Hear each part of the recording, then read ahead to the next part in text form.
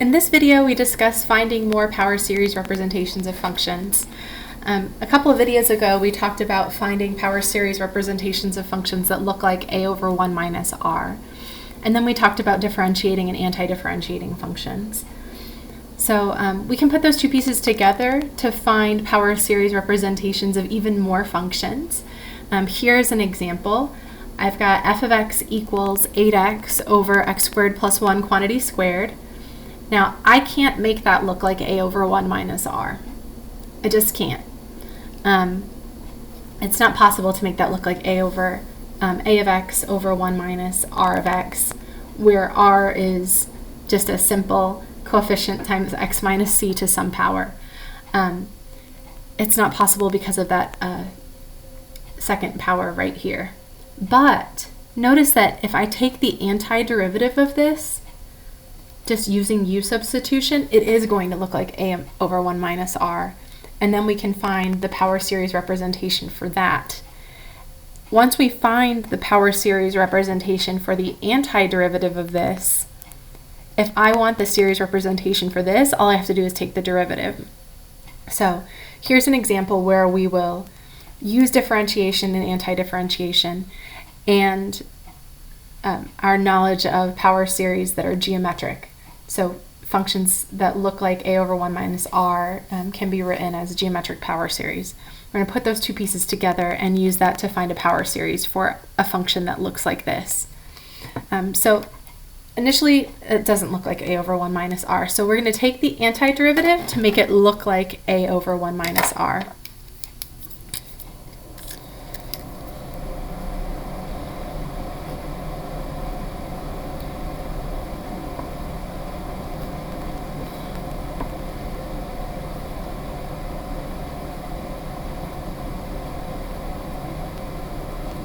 So I'm anti-differentiating f to find a related function, its antiderivative. That can be written in the form a as a function of x over 1 minus r as a function of x. Okay, so we anti-differentiate f just using u substitution. And I know I can use u substitution. I know I can use u substitution here because I've got this expression in parentheses, it's being squared. And remember, whenever we're taking antiderivatives, that's always one of the first things we think of is if basic rules don't apply, let's do u sub. But u sub we know will work because this is a natural choice for u, it's in parentheses.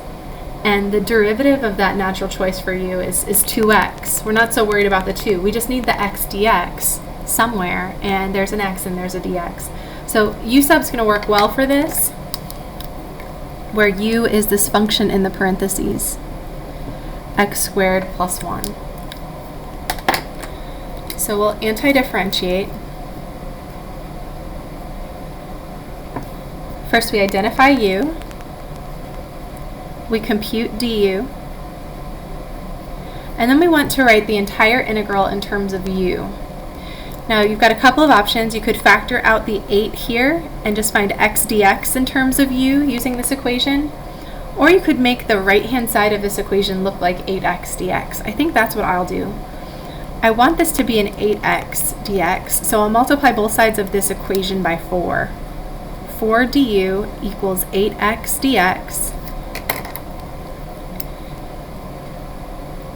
And with that in mind, I can replace the 8x dx with 4 du. And I'll factor out my 4 and I'll factor my du off to the far right. Now I'm left with an implied 1 in the numerator. And in the denominator I had u, that was my choice for u, squared. So my integral in terms of u is this. It's still not ready for to anti-differentiate. That's not a natural log of u squared. Remember, if that's a 1, it's going to be natural log of u. But if that power is anything other than a 1, you've got to bring it up to the numerator and use the power rule. So we'll have u to the negative 2 as our integrand. add 1 to the exponent, divide by the new exponent, don't forget to add c, and then back substitute. We've got negative 4 over u, because that's u to the first in the denominator, but u is x squared plus 1. And look at that, guys. Hey, doesn't that look like a over 1 minus r almost? Say yes, that's a very, very good thing. So we're going to be able to write the antiderivative of f in this form just through pattern matching. So that's our next step. After we antidifferentiate f and we see it looks like a over 1 minus r, or we suspected it was going to look like a over 1 minus r. So we did it and we proved it, and yes, it looks like a over 1 minus r. Now we just have to write it exactly in that form and then write a series for it. So we're going to write the power series representation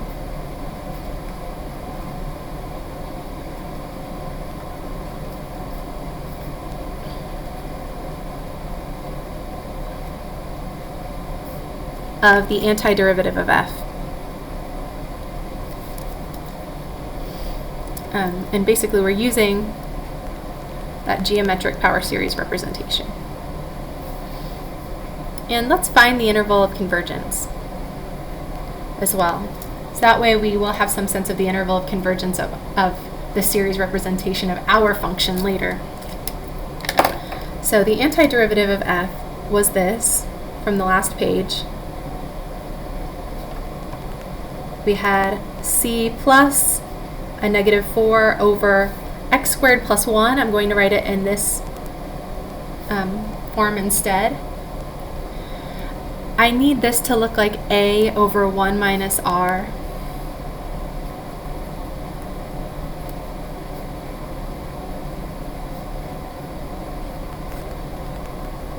I'm trying to match that pattern. So we will, instead of adding x squared, we will subtract a negative x squared, because then we have 1 minus a function of x. So this is written in that form. Here's our a, just happens to be negative 4, and there's our r. r of x is negative x squared. So the antiderivative of f is a constant plus the sum as n goes from 0 to infinity, because remember this is the sum as n goes from 0 to infinity of a times r to the n. And a is a function of x and r is a function of x. So our a is 4, we sub that in. Our r is negative x squared.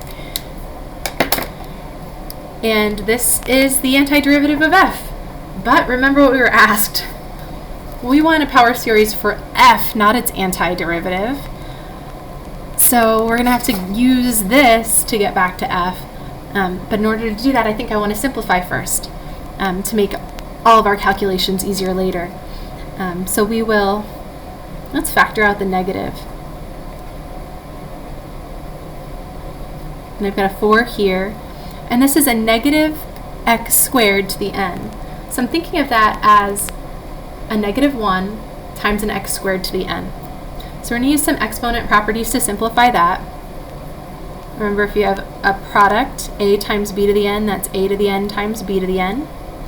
If you have something raised to a power, you multiply the powers.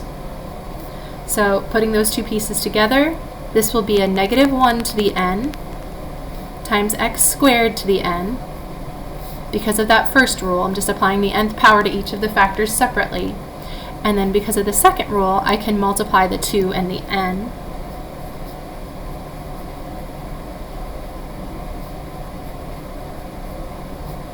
So that's x to the 2n. Now this is not the series representation for f. This is the series representation for the antiderivative of f. So if I want the series representation for my function, well, in order to recover f from the antiderivative, I need to differentiate the antiderivative to get the function back. So we'll say then f is the derivative of the antiderivative, because those functions, they undo each other. and then they'll have the same open interval of convergence. Oh, so before we do that, we didn't do this part. Let's find the interval of convergence I. So this is the antiderivative of f, and this function here is the same as this function under one condition. The condition is the absolute value of r of x has to be less than 1. Because geometric series only converge when the absolute value of r is less than 1. So that means absolute value of negative x squared is less than 1. So that means the absolute value of x squared is less than 1. And that means x is between negative 1 and 1. And if you're not sure, you can always look at a graph. This is y equals x squared. This is y equals 1. And if I'm trying to find the interval of x values where the absolute value of x squared is less than 1, and x squared is always non-negative anyway, so I don't really need the absolute value. Well, it's the interval of x values that corresponds to this right here. I'm looking for this function to be less than that function, so this function has to be below that other function. Well, where does that happen? Well, it's on that interval where x starts at negative 1 and x goes to positive 1. So that's the interval of convergence for the antiderivative.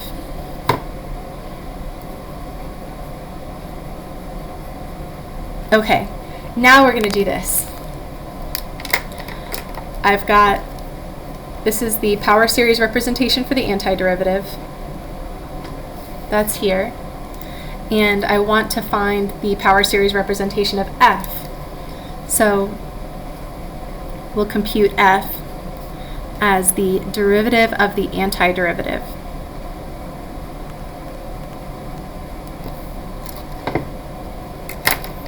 Okay, so f is the derivative with respect to x of the antiderivative, which happens to be this,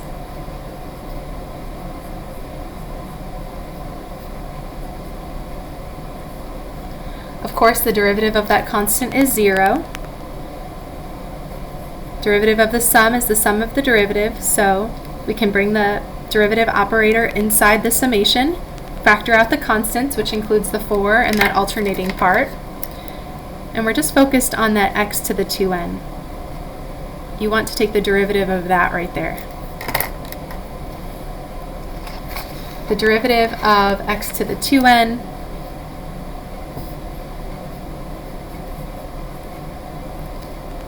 is this. We'll get 2n times x to the 2n minus 1. Now, when n is 0, this is just 0, because I've got a bunch of expressions times 0. So there's no reason to start our summation at 0. Let's start at n equals 1 instead. That way I'm not having 0 plus the first non-zero thing. Let's just start with the first non-zero thing by increasing our index by 1. Okay, so this is our power series representation for f, and f was this function. It was 8x over x squared plus 1 quantity squared. But this is only true under some conditions. This will definitely converge to this on the interval from negative 1 to 1. But at x equals negative 1 and x equals positive 1, this may or may not converge to this function. So we've got to test the endpoints separately, because f and its antiderivative have the same open interval of convergence, but f and its antiderivative may differ at the endpoints in their convergence behavior. So this equals this for x in this interval, and let's test the endpoints separately. To find the interval of convergence of this series representation for this function. So let's see what we get when x equals negative 1. When x equals negative 1, that series looks like this.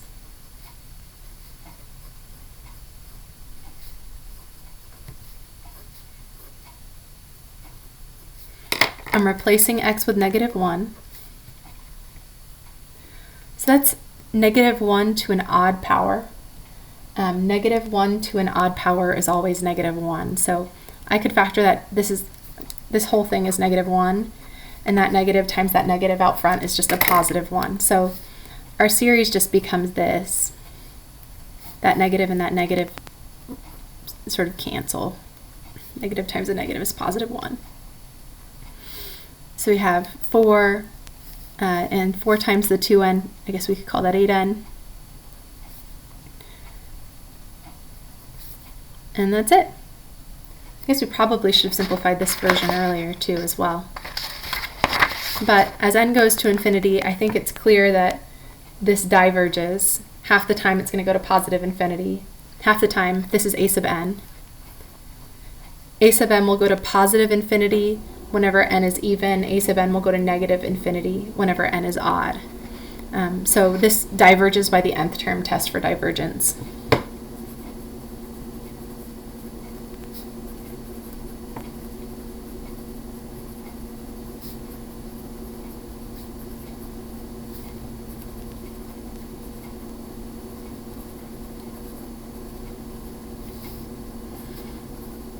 So I'll say the even terms go to positive infinity, and the odd terms go to negative infinity.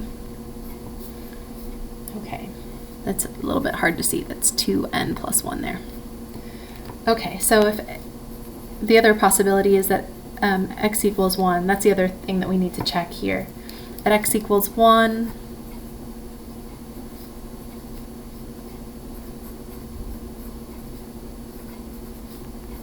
well, 1 to any power is just going to be 1.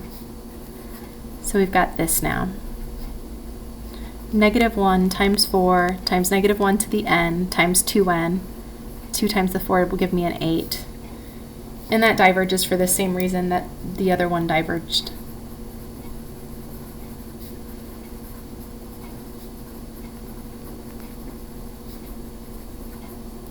Okay, so this series converges to this function, and I'll clean it up a little bit. I don't like having just a 4 times a 2 there when we could easily simplify it. 4 times 2 is the 8.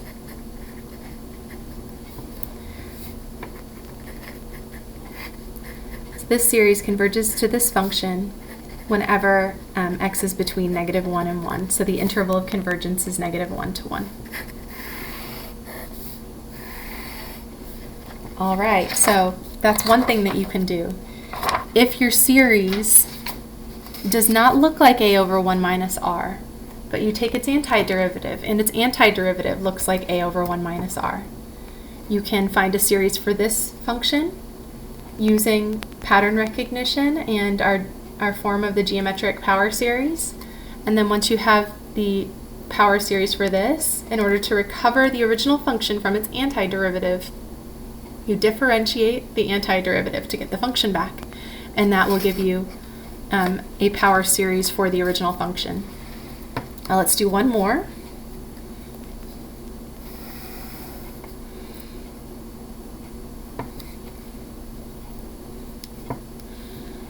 So let's say we want a power series representation for this function.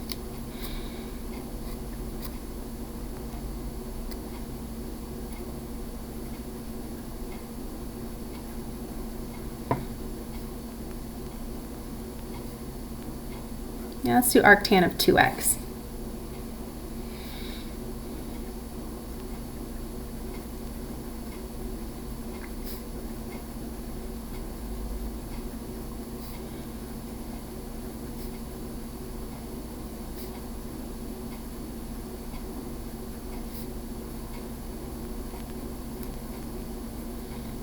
Well, this does not look like a over 1 minus r, but its derivative does. So we can compute the derivative and basically do what we just did on the last problem, but sort of in reverse. So this doesn't look like a over 1 minus r, but its derivative does. So first thing we'll do is compute the derivative.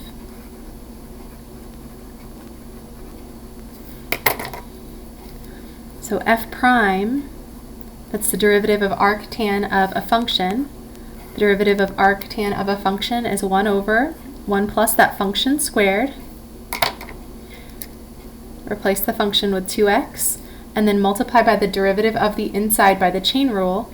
Derivative of 2x is 2. So we end up with 2 over 1 plus 4x squared. And that looks like a over 1 minus r. So once you've computed f prime, you can find the series representation for f prime.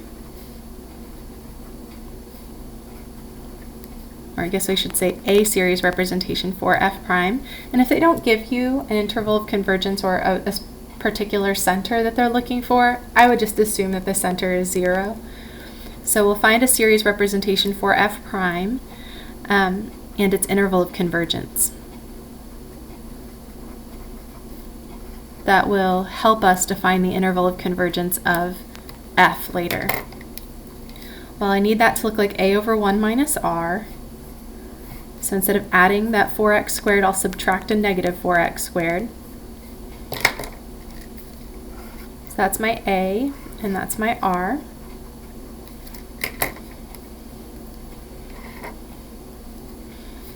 So let me see, what did we do first? We are writing f prime in the form a over 1 minus r, then use that to write the series. So we're identifying a and r, and we write the series representation.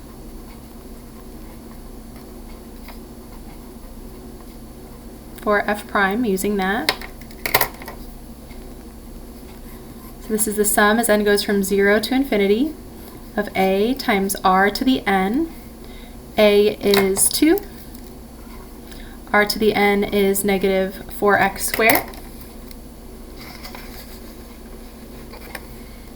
And then it's always a good idea to simplify because we're going to differentiate, or we will differentiate and anti-differentiate these series later. If I have the derivative of f and I'm trying to get f back, I will anti-differentiate. If I leave it in this form, finding the antiderivative would require, well, it looks like a u sub, but we don't even have an x out here. So we'd have to do some algebraic manipulation even to anti-differentiate later. If you simplify this first, you avoid all but the simplest u subs where u is x minus a constant.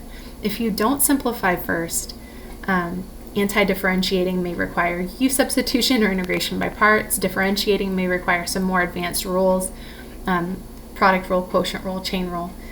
We don't want that. We want to do the algebra at the beginning to save ourselves some work. So we'll bring out the 2. And that's a product, a negative times a 4 times an x squared.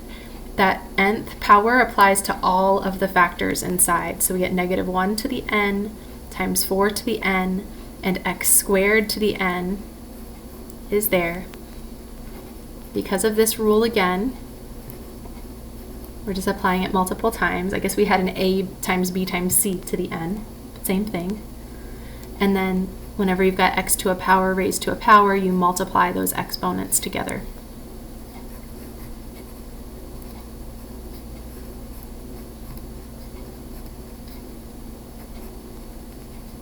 Okay, so that's the power series representation for f prime, but we want the power series representation for f. So to get f back when we have f prime, to get rid of the derivative, we take the antiderivative. And I'm just using some old notes from differential equations, trying to go through my scratch paper pile. So I'm trying not to waste any paper. Okay, so we're recovering f.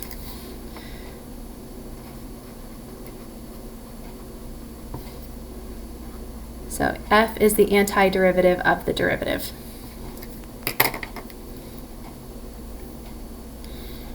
Okay, so f is the antiderivative of this series.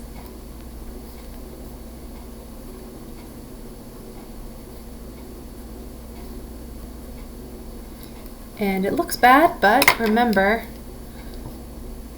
we're differentiating with respect to x, not n. N is a constant for every term, so you're not worried about it. X is the only variable here. The antiderivative of the sum is the sum of the antiderivatives. Bring your constants down. And then for the antiderivative of x to the 2n, we add 1 to the exponent and then divide by the new exponent. Don't forget to add c. So that whole summation, we do that first, and then the last thing we do is say plus c. Now this is equal to arctangent of 2x. Now arctangent of 2x does not have an arbitrary c in it. We don't have arctangent of 2x with an arbitrary constant added in. This is well defined. Like, you give me a particular x value, I'm going to give you a number back. I'm not going to give you a number back plus c. So we need to find the value of c. To find c, you want to substitute the x value that will make all of these terms go to 0. So you're adding infinitely many zeros together, plus c, and that will give you whatever we get when we substitute in that x value over here as well. So generally, you're substituting in the center of the series.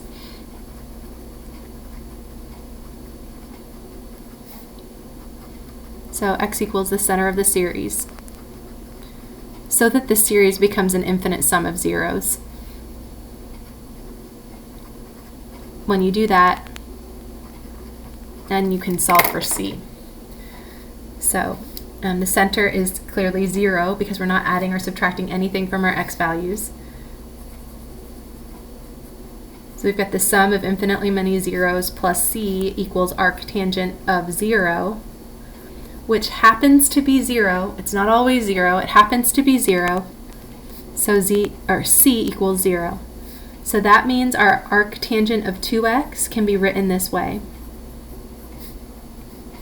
It's a sum, as n goes from 0 to infinity, of 2 times negative 1 to the n times 4 to the n times x to the 2n plus 1, all divided by 2n plus 1.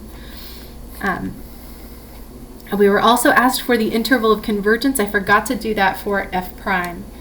But the interval of convergence for this, or the open interval of convergence for this, is the same as the open interval of convergence for this. And we know a geometric series only converges when the absolute value of r is less than 1. So we need to find the open interval of convergence for f prime, and then we can use that to find the open interval of convergence for f, which is arctangent of 2x, and then we'll check the endpoints separately. So that's our series representation. I'm glad we got that. I'm proud of us, but we still have to find the interval of convergence. So to find the interval of convergence of f,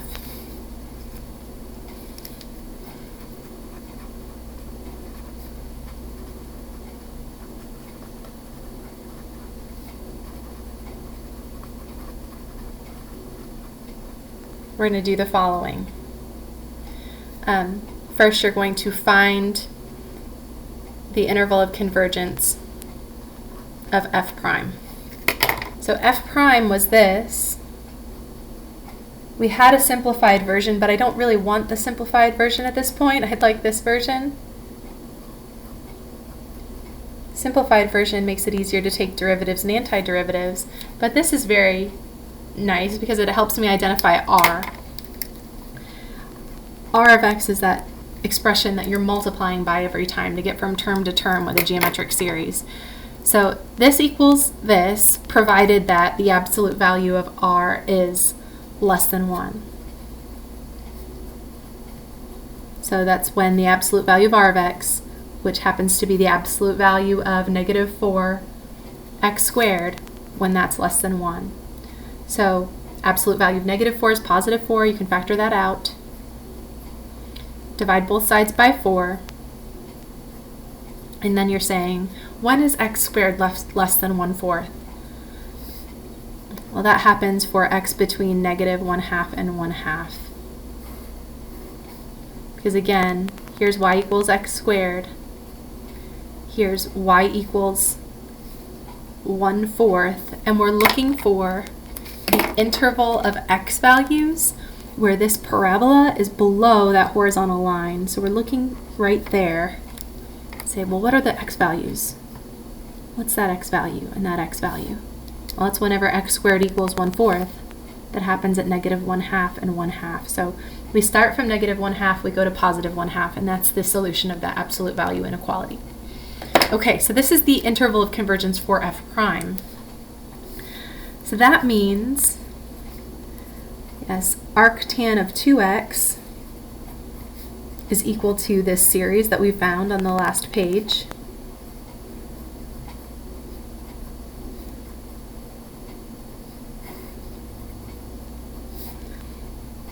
That's true whenever x is between -1/2 and 1/2. The question is, what happens at -1/2 and 1/2? F prime and f, they agree on the open interval of convergence, but they may disagree at the endpoints. So we need to check the endpoints separately. So let's see, when x equals -1/2, let's see what we get. So that will be arctangent of 2 times -1/2. So that's arctangent of -1. Okay. It's -pi/4 radians. Cool. It turns out to be the sum as n goes from 0 to infinity of 2 times -1 to the n times 4 to the n, and I'm replacing the x with -1/2.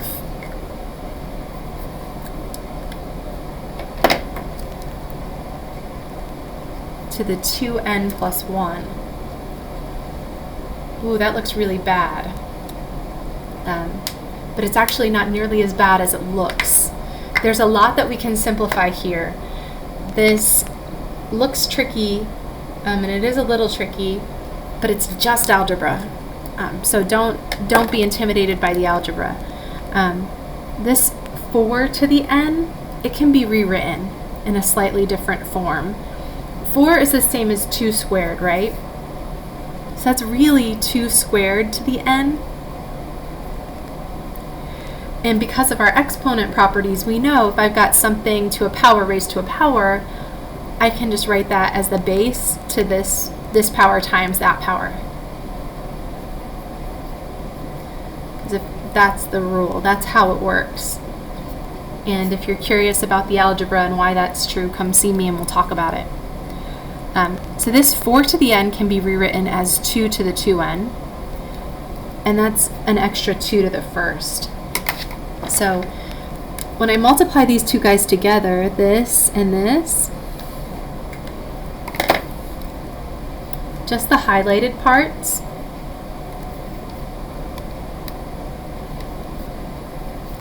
I've got a -1 to the n, and that is a 4 to the n, which is 2 to the 2n, times 2 to the first.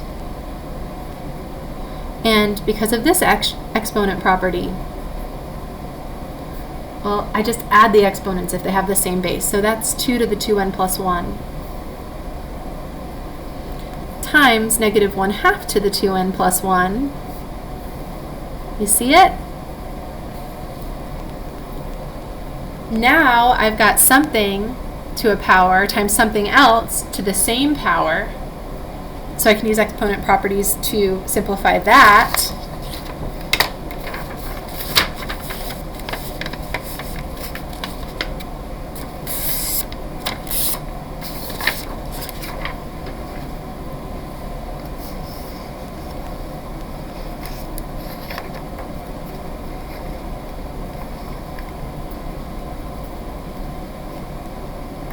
Okay, so I've got a to the n times b to the n. Well, according to our rules, that is a times b to the n. The exponents aren't n, they're 2n plus 1, but the principle is the same. So, arctan of -1, it's -pi/4, oops, not 2, pi/4, equals the sum as n goes from 0 to infinity, negative 1 to the n. I've still got a 2n plus 1 factorial. And then in the numerator, get this, I'm multiplying this guy and this guy together. So I'll have 2 times negative 1/2, that's negative 1, all raised to the 2n plus 1. Well, negative 1 to this power, and 2n plus 1 is always odd, it's just negative 1. So, and then we'll have negative 1 to the n times the negative 1,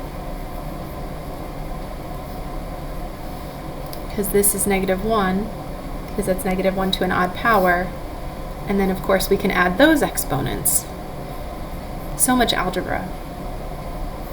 But look at that. Look at that. That's easy. That's an alternating series. Does it converge or diverge? I hope you said yes. I'm not going to show all the work, but this converges by the alternating series test.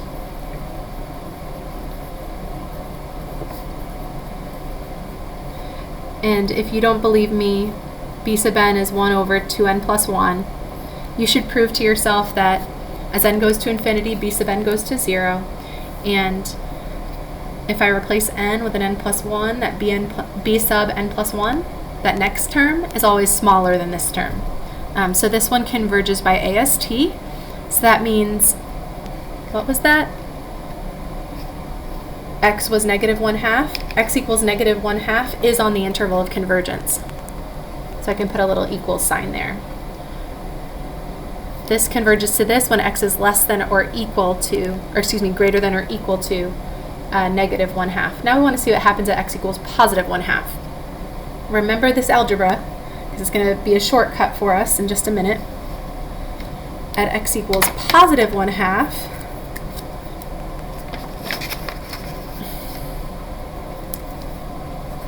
we get this. So I have arctan of 2 times x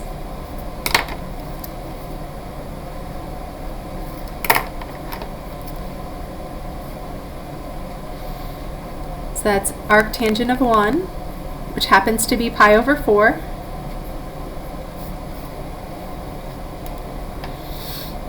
And that is the same as this series. So I'm taking this series, I'm rewriting everything exactly the same way as it's written here, but instead of a negative 1/2, I'm going to substitute in a positive 1/2.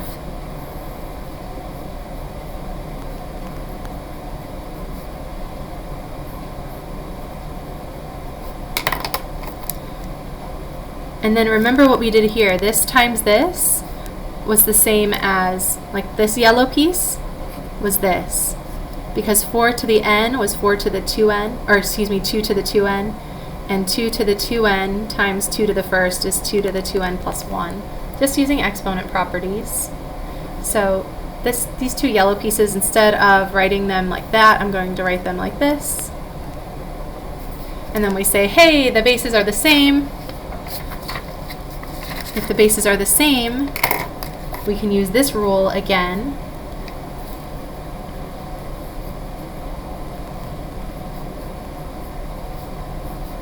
Two times 1/2 is 1. 1 to any power is 1. And so we get another alternating series. And that's going to converge by the alternating series test again.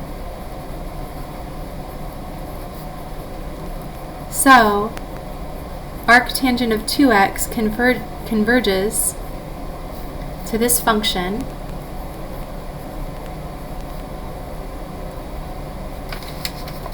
It was this, but I think I'm going to write it differently now. I'm going to call that 2 to the 2n and that 2 to the first. I'm going to combine those two to call this times this 2 to the 2n plus 1. I'm going to replace it with that. So we have negative 1 to the n times 2 to the 2n plus 1 times x to the 2n plus 1, all divided by 2n plus 1. And this converges on the interval from negative 1/2 to 1/2. That's the end of the problem. I just want to show you something. I just think it's cool. I think it's neat. We just showed that pi over 4 is equal to this series.